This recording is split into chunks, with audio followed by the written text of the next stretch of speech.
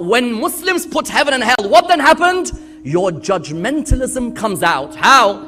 Because when I see the word of heaven are those with a beard, mashallah, and those with who have a tasbih in their hand, and those who dress religiously, I look at them, I say these are the people of Jannah. When I look at someone who doesn't have a beard, or someone doesn't dress in a manner which looks like they've come from, for example, the Middle Eastern background, I'll turn around and say those are the people of hell. Do I look at the heart of the human being? Not at all. No, who cares about heart? Let the heart die.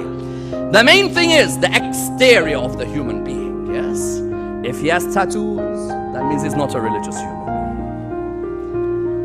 And if he has a beard, that means he's a religious human being. And mashallah, those with a long beard, and how many knives they stab you in the back. Yes.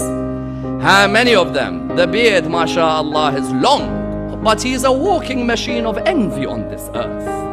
He sits on the mimbar of Al Muhammad, telling you about how you should be united and don't be hypocrites. And he himself is a moving machine of stabbing in the back, yes, as much as he can.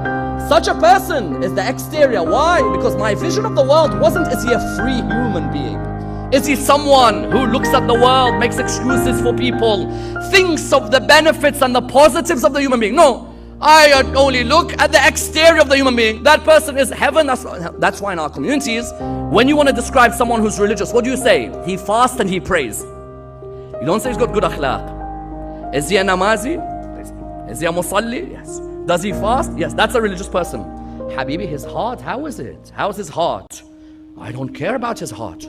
His akhlaq is good. Who cares? When he walks into the mosque, I see a tasbih. I remember Bahlul was not allowed to enter Harun al-Rashid's court. Why? Because it was a gathering for Maulanas only. Because you know, Maulanas are the most religious people in the community.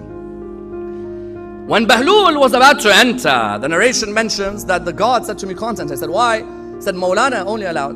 Bahlul cleverly, what did he do? He went and bought a turban and he got a tasbih. When he came, they said, tomorrow, Maulana, sir, please welcome, enter. He's like, am I invited? I said, of course, all of you are invited. He said, very well. He took off the turban, gave it to him, took off the tasbih, gave it to him. He said, these two are invited, not me, the human being. Yes. These two, go and put them in the gathering because you're more concerned about what? This is the conclusion.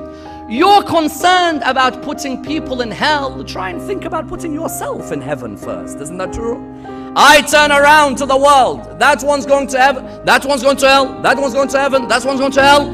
The worst act a Muslim can have is where they believe they are the chosen people of Allah subhanahu wa ta'ala. Yes? For a Muslim to turn around and say that I am the one who's going to Jannah, everyone else going to Jahannam, you forgot the virus that affected the children of Israel before us, the Quran mentions.